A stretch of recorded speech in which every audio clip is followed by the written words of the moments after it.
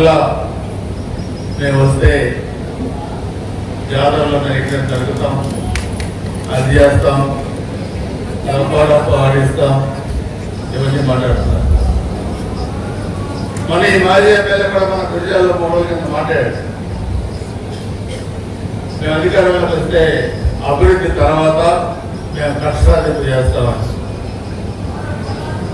నేను ఈ మాజీ ఎమ్మెల్యే కానీ వాళ్ళ నాయకుడు జగన్మోహన్ రెడ్డి ఇద్దరికి చెబుతున్నా, మిమ్మల్ని భవిష్యత్తులో ఎప్పుడు కూడా అధికారంలోకి రానివ్వదు ఎన్డీఏ పార్టీ అని చెప్పడం స్పష్టంగా కూడా తెలియజేస్తాను.